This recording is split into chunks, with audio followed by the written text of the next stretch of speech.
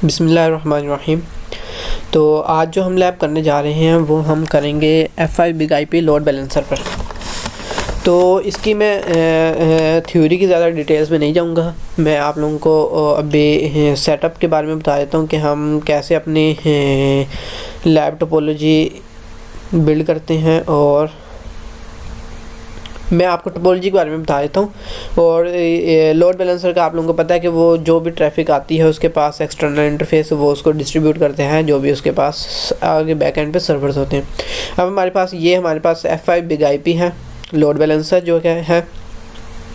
ये हमारे पास internal interface internal area है जिसमें हमारे पास 3 सर्वर्स लगे हुए हैं। डिफरेंट सर्वर्स हैं, रेड ब्लू ग्रीन। तो जो पहला सर्वर है उसका आईपी है 10.2.0.11, दूसरा है 10.2.0.22, 10.2.0.33, तीसरा सर्वर। ये हमारे पास 3 सर्वर्स हैं जो कि हमारी फॉर एग्जांपल हम सपोज कर लेते हैं हमें वेब सर्विस दे रहे हैं। हम अपने टोपोलॉजी जैसे कि हम लैब इन्वायरमेंट में हैं तो हम इसके लिए वेब सर्विस के लिए ये कर सकते हैं कि हम इसमें .html की फ़ाइल एक बना लें और उसको हम अपने इस क्लाइंट मशीन से एक्सेस करवाएं। तो वो जैसे कि अभी लैब में कर रहा हूँ तो इसमें आप इसको देख सकते हैं। उसके बाद हमारे पास ये क्लाइंट मशीन है। ये हमारे पास F5 बिग आईपी है। इसका जो मैनेजमेंट इंटरफेस है वो ये वाला है। इसके बाद इसके 4 इंटरफेस अडाप्टर्स होते हैं जो कि नेटवर्क अडाप्टर्स होते हैं। एक जो होता है उसको मैनेजमेंट इंटरफेस कहते हैं, जो दूसरा होता है उसका नंबर जो है उसका है 1.1 है, और वो होता है एक्सटर्नल से मुराद के वहाँ पे हमारे पब्लिक मशीन्स कनेक्ट होती हैं। पब्लिक से मुराद के हमारे क्लाइंट्स आके कनेक्ट होते हैं। तो यहाँ पे हमारे पास 1.0 का नेटवर्क चल रहा है। आईपी मैं आप लोगों को कंफर्म कर दूंगा जो मैं यूज़ करूँगा। उसके बाद जो हमारे पास तीसरा जो नेटवर्क अडॉप्टर है वो इंटरनल है और उसका नंबर 1.2 है, और ये हमारे पास इंटरनल इंटरफेस है लोड बैलेंसर का।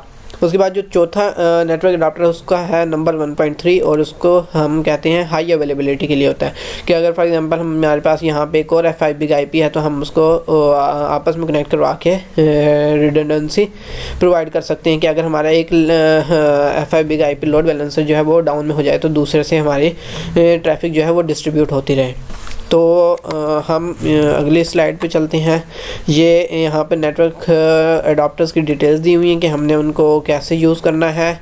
कि जैसे कि ये हमारा मैनेजमेंट इंटरफेस है, इसको हम जिस मर्ज़ी VM नेट पर रख लेंगे ये उधर से हमें आईपी एक मिल जाएगा और इसको हम अपने ब्राउज़र पे एक्सेस कर लेंगे।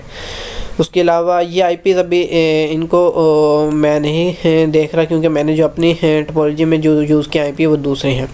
उसके बाद जो हमारे पास नेटवर्क अडाप्टर 2 जैसे कि मैंने कहा था ये एक्सटर्नल होता है। यहाँ पे हमारे पास क्लाइंट मशीन्स कनेक्ट होंगी तो इसको हम ब्रिज में रखेंगे।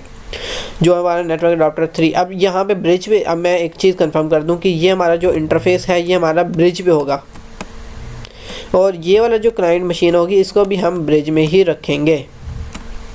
ये चीज़ें बस थोड़ी कनेक्टिविटी आप लोगों ने देखनी है, उसके बाद काम आसान है। नेटवर्क अडाप्टर 3 जो कि हमारा इंटरनल VLAN कह सकते हैं हम, हमारे पास ये है, और या फिर इंटरनल इसको हम नाम देते हैं इंटरनल इंटरफेस हमारा ये वाला है। और इस पर जो हम होस्ट ओनली कनेक्ट करेंगे होस्ट ओनली पे, और ये आप लोग VMnet 2 या जो भी आप लोगों ने रखना है सेम रखना है कि अगर फॉर एग्जांपल यहाँ पे आप VMnet 2 रख रहे हैं तो हमारे ये जो सर्वर हैं इन पे भी VMnet 2 होना चाहिए। और उसके अलावा जो इसमें मेन चीज़ है आप लोगों को देखने वाली होस्ट ओनली हो गया है। उसके बाद ये कनेक्टिविटी हो जाएगी आप लोगों की। उसके बाद नेटवर्क अडाप्टर 4 जो कि हमारा हाई अवेलेबिलिटी के लिए है, ये अगर हमारे पास यहाँ पे दूसरा भी बिग आईपी हो तो वो हम यहाँ पे कॉन्फ़िगर करेंगे। वैसे मैं आपको कॉन्फ़िगरेशन के लिए बता दूंगा कि इसमें क्या क्या चीज़ें ज़रूरी हैं, लेकिन यहाँ पे हमें फुल टोपोलॉजी बनाने के लिए हमें दो बिग आईपी की ज़रूरत पड़ेगी, जो कि अभी मैं सिंगल बिग आईपी से आप लोगों को लैब करके दिखाऊंगा। उसमें भी हमें ये होस्ट ओनली पर रखना है। ये एक चीज़ मैं आप लोगों को बता दूं कि होस्ट ओनली हम उस वक्त रखते हैं जब हम अपना प्राइवेट हमारा एनवायरनमेंट होता है। जैसे कि अब ये हमारा जो इंटरफेस जैसे कि मैंने बताया था ये हमारा इंटरनल एरिया होता है, इंटरनल इन्वायरमेंट है। तो हम इसको हम प्राइवेट हम कह सकते हैं कि ये हमारा प्राइवेट होता है और ये हमारा पब्लिक इन्वायरमेंट होता है। जहाँ पे हमारे पास पब्लिकली क्लाइंट्स आते हैं और कनेक्ट होते हैं, और ये हमारा प्राइवेट में हम होस्ट ओनली यूज़ करते हैं। तो हाई अवेलेबिलिटी जो है वो भी हमारा जो है हमारा पब्लिक इन्वायरमेंट होता है, तो उसमें भी हम होस्ट ओनली यूज़ करेंगे। हम इसको ये कह सकते हैं कि हमारा ये प्राइवेट इस तरह से है कि यहाँ पे प्राइवेट भी कह सकते हैं और हम इसको DMZ भी कह सकते हैं, क्योंकि हमारे जो सर्वर्स जो ये कनेक्ट होते हैं बैक एंड पे सर्वर्स, ये हम DMZ में रखते हैं, डीमैटेरियलाइज्ड जोन। इसमें क्या होता है कि इसमें वो वाले सर्वर्स रखे जाते हैं जो कि हमें डिफरेंट सर्विसेज देते हैं। जैसे कि हम यहाँ पे web servers, different web servers जो वेब सर्विसेज देते हैं, फाइल सर्वर्स हम रख सकते हैं, और इनको हम पूल बना के सर्वर्स को कनेक्ट करते हैं कि ये हमारी जो तीनों सर्वर्स होंगे वो हमें एक ही सर्विस प्रोवाइड करेंगे। और उसके अलावा यहाँ पर जो चीज़, अब ये नेटवर्क अडाप्टर्स हैं। अब मैंने जो IP यूज़ किए हैं, जैसे कि ये मेरा एक्सटर्नल इंटरफेस है, उस पर मैंने IP यूज़ किया है 192.168.1.10। ये थोड़ी सी राइटिंग आप लोगों को समझ नहीं आएगी, लेकिन मैं आपको बोल के बता रहा हूँ 192.168.1.10 एक्सटर्नल पे रखा है। और जो यहाँ पे मेरा IP है 192.168.1.100 जो कि मेरा क्लाइंट मशीन है।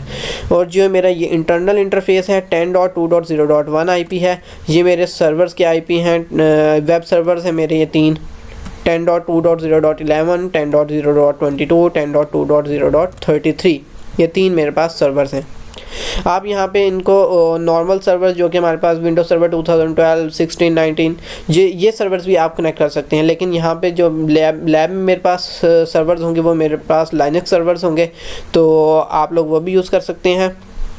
लेकिन अगर आपके पास वो अवेलेबल नहीं हो तो आप लोग अपने नॉर्मल सर्वर 2016, 12, 19 वो भी यूज़ कर सकते हैं।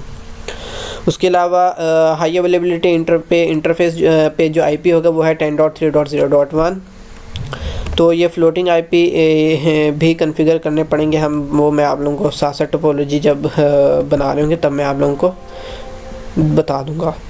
उसके बाद मैं आप लोगों को मेरी मशीन्स ऑन है, मैं आप लोगों को इसके अडाप्टर्स वगैरह दिखा देता हूँ जाके कि मैंने, जैसे कि मैंने कहा कि मेरा जो क्लाइंट मशीन है वो ब्रिज मोड पे है, उसका नेटवर्क अडाप्टर जो है वो ब्रिज पे है। तो ये देखिए मैंने ये ब्रिज पे रखा हुआ है। ये कनेक्टिविटी के लिए अडाप्टर्स दिखाना ज़रूरी है। और ये मेरा ट्रायल बिग IP के नाम से मेरा ये लोड बैलेंसर है, इसको मैं ऑन कर देता हूँ, ये ऑन है ऑलरेडी। उसके बाद मैं आता हूँ इसके अडाप्टर्स दिखा देता हूँ कि जो मैनेजमेंट इंटरफेस है वो मेरा कस्टम पे है और VMNet 3। अब VMNet 3 से इसको जो IP मिलेगा वो हमें वो मैनेजमेंट इंटरफेस IP कहलाएगा, और उसको हम ब्राउज़र के से एक्सेस कर लेंगे।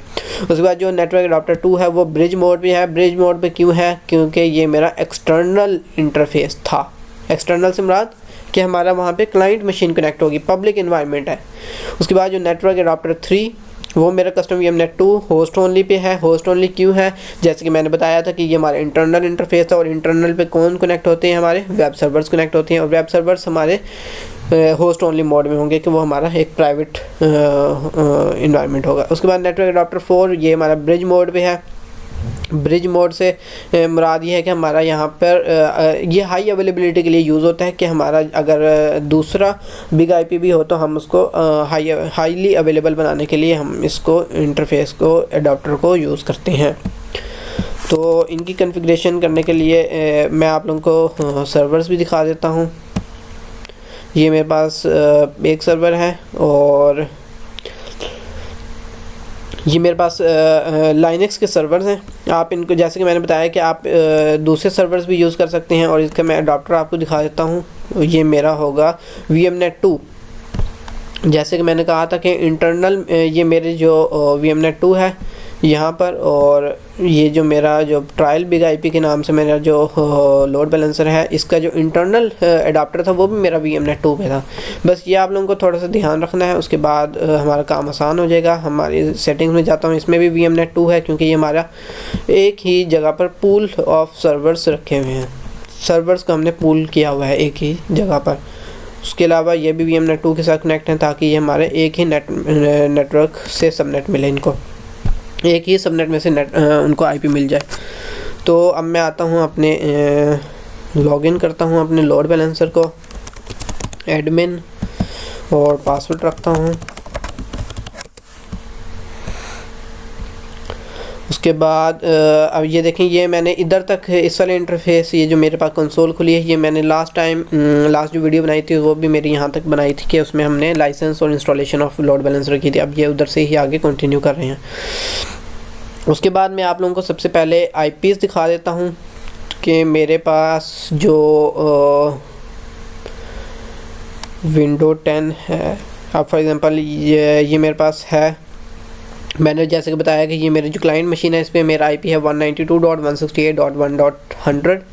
तो मैं आप लोगों को ये भी दिखा देता हूँ कि इसमें ओपन नेटवर्क इंटरनेट सेटिंग्स में जाते हैं, इथरनेट पे जाते हैं और चेंज अडॉप्टर सेटिंग्स करते हैं। इथरनेट पे क्लिक करता हूँ और ये डिटेल्स में, अब ये मेरा आईपी है 192.168.1.100, सबनेट मास्क 255.255.255.0, डिफ़ॉल्ट गेटवे 192.168.1.10। अब ये वाला जो मैंने गेटवे दिया है, ये गेटवे है मेरा लोड बैलेंसर के एक्सटर्नल का आईपी, एक्सटर्नल इंटरफेस का आईपी है ये मेरा।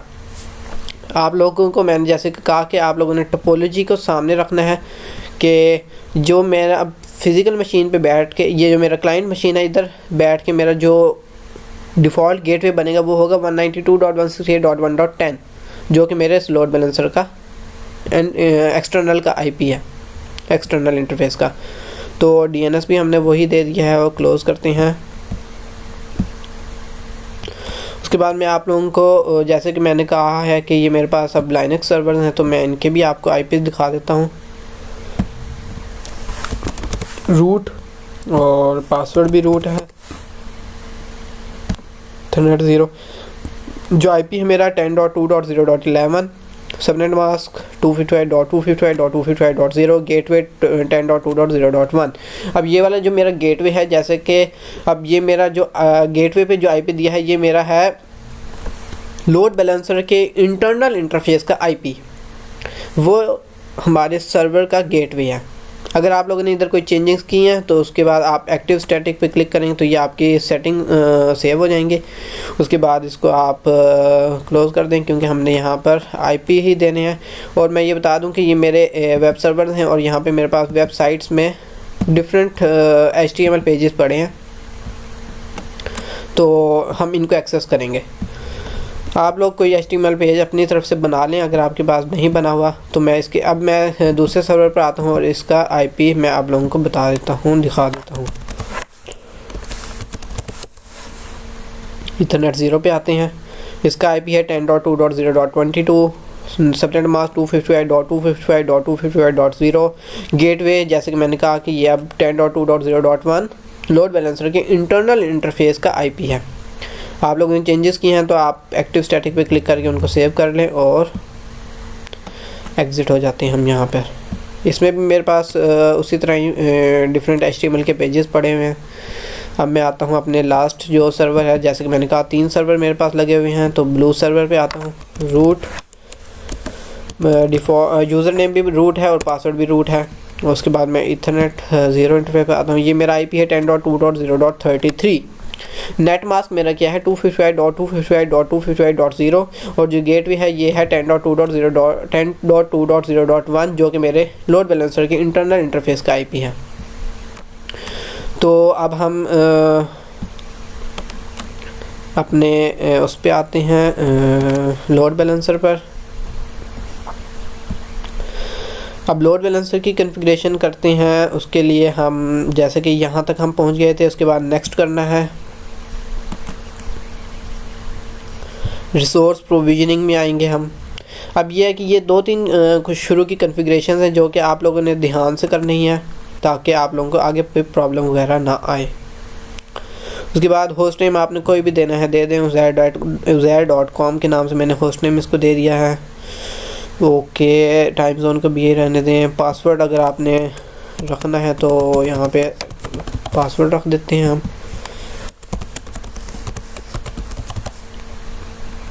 और नेक्स्ट करते हैं।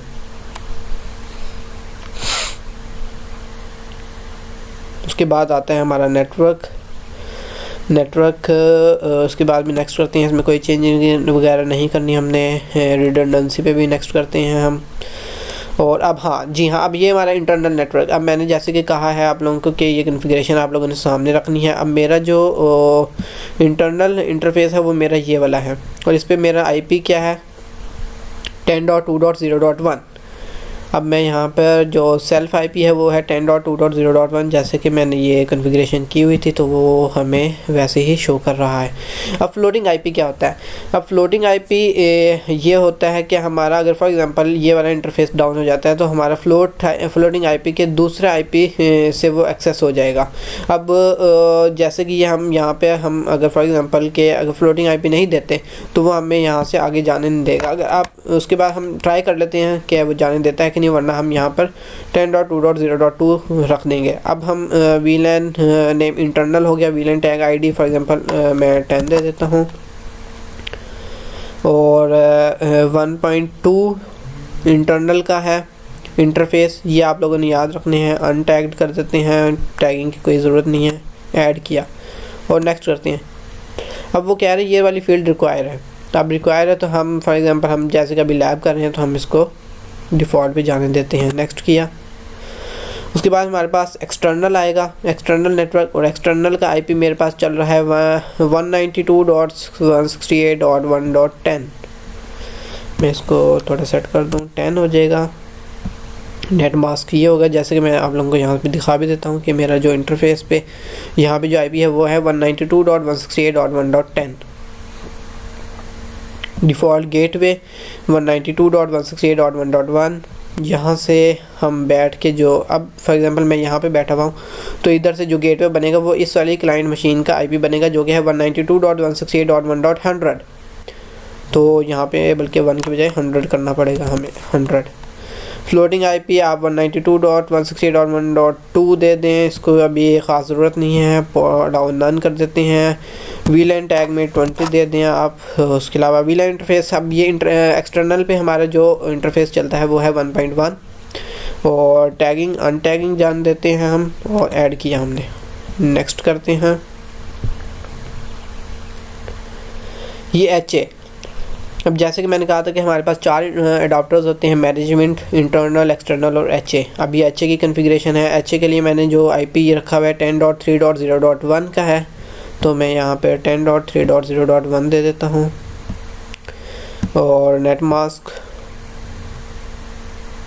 वीलैन टैग 30 10 20 30 के हिसाब से रखनी है हमने। 1.3 इसका इंटरफेस वीलैन इंटरफेस है, और जो इसको हम अनटैग ही जान देते हैं, ऐड किया और नेक्स्ट कर देते हैं। ये अनटैग्ड का मतलब ये होता है कि जैसे कि ये थोड़ा सा नेटवर्किंग बैकग्राउंड का कॉन्सेप्ट आ जाता है, जिसमें हमने जैसे कि ट्रंक और एक्सेस पोर्ट्स पढ़े थे, जिसमें एक्सेस हमारी अनटैग्ड वीलन्स होती हैं, और जो अनटैग्ड पैकेट्स जाते हैं, जबकि हमारी जो ट्रंक पोर्ट होती है उसमें हमारी टैगिंग का कॉन्सेप्ट आ जाता है, जिसमें हमारे पास डिफरेंट प्रोटोकॉल्स होते हैं, जैसे कि .1Q है उसमें, और इस तरह के प्रोटोकॉल्स होते हैं। तो वो हमारा एक अलग टॉपिक है, तो उसको हम अभी डिस्कस नहीं करते। अब हमारे पास वीलैंस कॉन्फ़िगर हो गई। NTP नेटवर्क टाइम प्रोटोकॉल, इसकी हमें ज़रूरत नहीं है, नेक्स्ट कर देते हैं। DNS की भी ख़ास ज़रूरत नहीं है, अभी हमें नेक्स्ट कर देते हैं। कॉन्फ़िगरेशन सिंक्रोनाइजेशन में भी हमें ठीक है, लोकल एड्रेस जो डिफ़ॉल्ट पे उठा रहा है उठाने दें, नेक्स्ट कर देते हैं हम। फेल ओवर, जैसे कि हाई अवेलेबिलिटी के लिए मैंने बताया था कि हमारे पास अगर दूसरा बिग आईपी हो तो हम कॉन्फ़िगर करेंगे। अभी फ़िलहाल हमारे पास सिंगल है, तो इसको नेक्स्ट कर देते हैं। मिररिंग नेक्स्ट कर देते हैं। एक्टिव स्टैंड बाय का पेयर ठीक हो गया। अब यहाँ तक हम पहुँच गए, फिनिश कर देते हैं हम। अब ये हो गई हैं कॉन्फ़िगरेशंस। अब हमने जो करनी है, अब हमने यहाँ पे मैं आप लोगों को बता दूं कि अब हमने F5 बिग आईपी पे जो भी काम करना है, अब हमारा F5 बिग आईपी का रह गया। और तो हमने जो सर्वर्स पे हमने जो मेन काम था वो हमने आईपी देने थे, वो हमने कॉन्फ़िगर कर लिए हैं। क्लाइंट मशीन पे मैंने आपको आईपी दिखा दिया कि जो मैंने आईपी कॉन्फ़िगर किया हुआ है। अब जो भी काम मेरा है वो मेरा F5 big IP load balancer पर है। अब उसके लिए क्या करना है कि हम लोकल ट्रैफिक में आते हैं, LTM जिसको हम कहते हैं लोकल ट्रैफिक मैनेजर। इसमें सबसे पहले हमने नोड्स बनानी है। नोड्स से मुराद क्या होती है कि नोड से मुराद होती है हमारे सर्वर्स। अब यहाँ पे मेरे पास 3 सर्वर्स हैं, तो मैं यहाँ पे इनको ऐड करवा देता हूँ S1 के नाम से। डिस्क्रिप्शन में सर्वर 1 डाल देते हैं। उसके अलावा एड्रेस इसका हो जाएगा 10.2.0.11 पहले सर्वर का IP।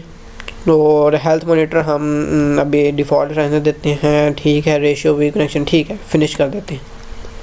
इसी तरह ही हम दूसरे सर्वर को ऐड करते हैं S2 के नाम से, और डिस्क्रिप्शन अब आप दें या ना दें उसकी अब ज़रूरत मतलब कंपलसरी नहीं है, तो सर्वर 2 दे देते हैं हम। उसके अलावा एड्रेस में हमारे पास 10.2.0.22 है और फिनिश कर देते हैं। इसी तरह हम तीसरा सर्वर ऐड कर लेते हैं S3 के नाम से। सर्वर 3 एड्रेस में हमारे पास 10.2.0.33 ये आ गया हमारे पास, और नोड डिवाइड ठीक हो गया, फिनिश। अब हमने अपने 3 सर्वर्स ऐड करवा दी हैं, नोड्स मतलब कि हमारे 3 नोड्स ऐड हो गए हैं, 3 सर्वर्स ऐड हो गए हैं। अब हमने पूल्स पे आना है, और पूल अब हमने इन तीनों सर्वर्स को पूल बना देना है। मतलब कि इन तीनों सर्वर्स का क्या काम है कि इन्होंने वेब सर्विस प्रोवाइड करनी है, तो हम इन सबको एक जगह पे पूल कर देते हैं। तो पूल करने के लिए क्या है कि हम नाम दे देते हैं कि फॉर एग्जांपल वेब पूल दे देते हैं, क्योंकि हमारे ये वेब सर्वर्स हैं। और डिस्क्रिप्शन में पूल ऑफ वेब सर्वर्स डाल देते हैं। और जैसे कि HTTP की ट्रैफिक को हमने HTTP की ट्रैफिक से हमने एक्सेस करना है, तो वो हम हेल्थ मॉनिटर में HTTP डाल देते हैं। आप लोग उसके अलावा HTTP to TCP UDP आप भी देख सकते हैं। लोड बैलेंसिंग मेथड क्या होगा, राउंड रॉबिन। इसके अलावा हमारे पास देखें कितने ज़्यादा मेथड्स हैं, dynamic ratio, weight release connection, node member, ठीक है। फॉर एग्जांपल हम इसको राउंड रॉबिन पे ही जाने देते हैं। उसके बाद अगर फॉर एग्जांपल आपने, जैसे कि मैंने अभी पहले नोड्स बनाए थे, अगर फॉर एग्जांपल आपने नोड नहीं बनाए और आप डायरेक्ट पूल्स पे आए हैं, तो आप यहाँ पे न्यू नोड भी ऐड करवा सकते हैं। तो जैसे कि मैंने तो न्यू नोड बना ली है, तो मैं अपनी नोड लिस्ट ऐड करवा देता हूँ। नोड लिस्ट में जाता हूँ और यहाँ पे सर्विस पोर्ट HTTP ओके हो गया, इसको ऐड करवाया। S2 ऐड करवाते हैं और S3 को भी ऐड करवाते हैं। अब ये तीनों सर्वर्स एक पूल में आ चुके हैं, इनका एक पूल बन चुका है। इसको हम कर देते हैं ओके किया, फिनिश किया। अब मेरे ये थोड़ी देर बाद ये अप भी हो जाएगा इस वेब पूल। इसको मैं रिफ़्रेश करता हूँ, तो इसको मैं लोकल ट्रैफिक में आता हूँ और पूल्स में आता हूँ, तो ये मेरा ऑनलाइन स्टेटस में चला गया। ये आप यहाँ पे देख सकते हैं स्टेटस पे क्लिक करके कि ये ग्रीन का मतलब अवेलेबल, येलो का मतलब अनअवेलेबल, रेड का मतलब ऑफलाइन, ब्लू का मतलब अननोन। तो ये मेरे पास अभी सारे सर्वर्स ओपन हैं, तो ये मेरा ऑनलाइन स्टेटस शो कर रहा है। अब मैं आता हूँ अपने वर्चुअल सर्वर्स पर। अब मैंने बनाना है वर्चुअल IP। अब वो बनाने के लिए क्या करना है कि क्रिएट करते हैं हम, और यहाँ पे हमारे पास नेम में क्या आएगा कि उसका हम रख देते हैं जैसे कि हमारा वर्चुअल सर्वर वेब। उसके बाद description pool of web server या वर्चुअल सर्वर रख देते हैं, सिंपल। उसके बाद सोर्स एड्रेस, अब जैसे कि अब मैं आप लोगों को यहाँ से बता देता हूँ कि मैं अगर इस तरह लोड बैलेंसर पर बैठा हूँ, अब यहाँ पर जो सोर्स है, अगर फॉर एग्जांपल कोई भी, ये तो मेरा पब्लिक एरिया था, अब इधर से कोई भी हमारा क्लाइंट आ सकता है, उसके पास कोई भी IP हो सकता है। तो अब मुझे तो नहीं आइडिया ना कि यहाँ पे कौन सा क्लाइंट आके कनेक्ट होना है और उसका IP क्या होगा। तो मैं यहाँ पे इसको ओपन रख देता हूँ। ओपन रखने के लिए मैं 0.0.0.0/0 दे देता हूँ। इसका मतलब ये है कि कोई भी IP हो सकता है सोर्स एड्रेस। डेस्टिनेशन एड्रेस में मैंने देना है IP 192.168.1.200। फॉर एग्जांपल ये मेरा होगा वर्चुअल IP। वर्चुअल IP क्या होगा कि हमारा जो भी क्लाइंट आएगा वो इस वाली IP को एक्सेस करेगा। इस वाले IP को एक्सेस करने से क्या होगा कि वो लोड बैलेंसर को एक्सेस कर लेगा। लोड बैलेंसर को एक्सेस करेगा, तो लोड बैलेंसर के पास जब वो रिक्वेस्ट आएगी, तो वो उसके ऊपर जो भी एल्गोरिथम यूज़ हो रहा होगा वो उस बेस पे अपने जो बैकएंड में सर्वर्स हैं उनके ऊपर ट्रैफिक को डिस्ट्रीब्यूट करेगा। तो ये मेरा जो IP है 192.168.1.200, ये मेरा वर्चुअल IP है, वर्चुअल IP। ठीक है, ये अब आप लोगों ने देखना है कि आप लोगों ने जो भी IP वर्चुअल IP बनाना है उसी से आपने क्लाइंट को एक्सेस करवाना है, ताकि क्लाइंट उसी IP से वेब सर्विस को एक्सेस करे। सर्विस पोर्ट नंबर HTTP, ये हम HTTP कर देते हैं, 80 पोर्ट हो गया। उसके बाद कॉन्फ़िगरेशन में हमने कोई चेंज वगैरह नहीं करनी, ठीक है। कंटेंट राइटिंग एक्सप्लोरेशन, ठीक है। रिसोर्सेज, जी हाँ, रिसोर्सेज में हमने क्या करना है, डिफ़ॉल्ट पूल है जो हमने जो पूल बनाया एक वेब पूल के नाम से, हम वो ऐड करवा देते हैं, तो ये वेब पूल हो जाएगा और इसको हम फिनिश कर देते हैं। जैसे कि अब ये ग्रीन हो चुका है, मतलब कि मेरा अवेलेबल है। मैं इसके ऊपर क्लिक करता हूँ और अवेलेबल है। इसके मैं रिसोर्सेज देख लेता हूँ, ठीक है। प्रॉपर्टीज़ में जाता हूँ और ठीक हो गया। अब मैं आ जाता हूँ वर्चुअल सर्वर्स पर और एडिटिंग करता हूँ, तो ठीक है। सिक्योरिटी पॉलिसीज़, ठीक है। अब मैंने आना है नेटवर्क पे। नेटवर्क में है, जैसे कि हमने ये सेल्फ आईपीज़ ऑलरेडी कॉन्फ़िगर कर ली हैं। हाँ, यहाँ पे हमने एक चीज़ और देखनी है कि हमारी जो लोड बैलेंसर होता है उसमें जो डिफ़ॉल्ट पे होती है ना, डिफ़ॉल्ट पे वो ब्लॉक करता है सारी ट्रैफिक को, वो अपने अंदर से गुजरने नहीं देता कोई भी ट्रैफिक। तो जैसे कि पोर्ट लॉकडाउन है तो हमें ये अलाउ ऑल करना पड़ेगा ताकि हमारी ट्रैफिक गुजर जाए। अब ये अपडेट कर दिया, अलाउ ऑल हो गया है। इसी तरह ही मैंने जितने भी यहाँ पर मेरे आईपीज़ हैं उनको मैंने अलाउ ऑल करना है। अपडेट किया, उसके बाद ये मेरा HA हाई अवेलेबिलिटी का है, इसको आप करें या ना करें ज़रूरी नहीं है, लेकिन यह है कि अभी मैंने इसको बना लिया था आईपी को, तो इसको आप अलाउ ऑल कर दें। उसके अलावा ये लास्ट हमारा जो आईपी है इसको भी हम अलाउ ऑल कर देते हैं। उसके बाद हमारा जो अगला काम है वो हमारा VLANs का है। VLAN जैसे कि हमने ऑलरेडी बना चुके हैं, तो ये हमने जब स्टार्ट की थी कॉन्फ़िगरेशन वो हमने बना ली थी। अब हमारा ऑलमोस्ट काम मुकम्मल हो चुका है। मैं आप लोगों से यहाँ पे ये देख लूँ कि मेरे जो सर्वर्स हैं वो ऑनलाइन है। वेब पूल में जाता हूँ और इसके मेंबर देखता हूँ, तो ये मेरे तीनों सर्वर्स अप स्टेट्स में हैं, मतलब कि अवेलेबल है। अब मैंने क्या करना है कि अपने क्लाइंट मशीन पे जाना है और इधर से मैंने एक्सेस करनी है अपना वेब पेज। रिफ़्रेश किया। अब मैं आप लोगों को एक चीज़ और दिखा दूं कि मैं अपनी कनेक्टिविटी आप लोगों को दिखा दूं कि मैं अगर फॉर एग्जांपल मैं सबसे पहले आप लोगों को कनेक्टिविटी दिखा दूं कि मैं पहले यहाँ पीसी पे बैठ के सर्वर को एक्सेस करता हूँ तो मेरी कनेक्टिविटी चेक हो जाएगी, और फिर मैं सर्वर्स लोड बैलेंस पे पीसी पे बैठ के लोड बैलेंसर को एक्सेस करता हूँ तो मेरी यहाँ ये वाली कम्युनिकेशन सही हो जाएगी।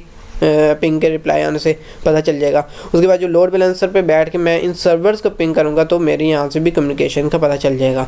तो मैं आप लोगों को यहाँ पर विंडो आर की या CMD ओके पिंग करता हूँ मैं अपने 192.168.1.10 जो कि मेरा लोड बैलेंसर के एक्सटर्नल इंटरफेस का IP है।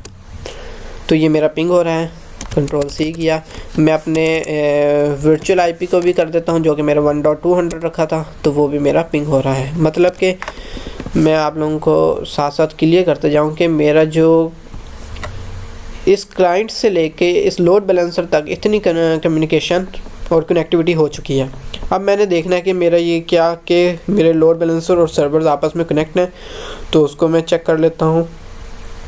मैं अपने लोड बैलेंसर पर आता हूँ और पिंग करता हूँ 10.2.0.11 को, तो ये रिप्लाई आ रहा है वहाँ से। कंट्रोल C करते हैं, 22 को पिंग करते हैं तो वहाँ से भी मेरा रिप्लाई आ रहा है।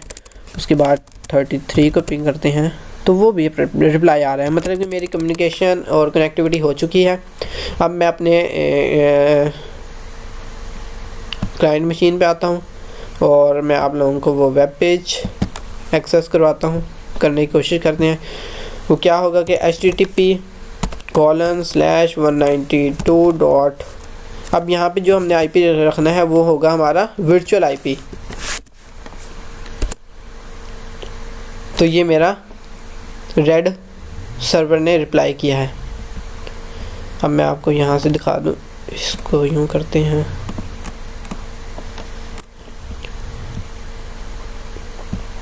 अब मैं इसको दोबारा से, अब जैसे कि हमने इसमें जो लोड बैलेंसर पे हमने एल्गोरिदम यूज़ किया था वो था हमारा राउंड रॉबिन। अब रेड के बाद दूसरा सर्वर हमारा रिप्लाई करेगा, तो हम इसको करते हैं कंट्रोल F5 मतलब रिफ़्रेश। तो ये ग्रीन ने रिप्लाई किया है, रेड ने किया पहले, फिर ग्रीन ने किया। अब तीसरा जो रिस्पॉन्स है वो हमारा ब्लू की तरफ से आना चाहिए, तो ये हमारा ब्लू की तरफ से, मतलब राउंड रॉबिन जो हमने एल्गोरिदम यूज़ किया था वो हमारे यहाँ पर काम कर रहा है। अब फॉर एग्जांपल मैं दोबारा इसको एक्सेस करता हूँ, इसी को तो मैं क्या करता हूँ, कंट्रोल F5 मतलब रिफ़्रेश इसको करते हैं, तो ये रेड के पास तरफ से रिस्पांस आया। अब सेकंड रिस्पांस हमारा सेकंड सर्वर से, मतलब कि हमारा ग्रीन सर्वर है सेकंड नंबर पे, तो हमारा वो ग्रीन से आ रहा है रिस्पांस। और तीसरा रिस्पांस हमारा ब्लू से आना चाहिए, तो वो हमारा ब्लू से भी आ रहा है। तो ये हमारी लैब थी कि हमने इसमें लोड बैलेंसर से राउंड रॉबिन एल्गोरिथम यूज़ करके हमने VMware के अंदर हमने ये लैब करनी थी। तो ये लैब हमारी कंप्लीट हो चुकी है। तो हम इसके बाद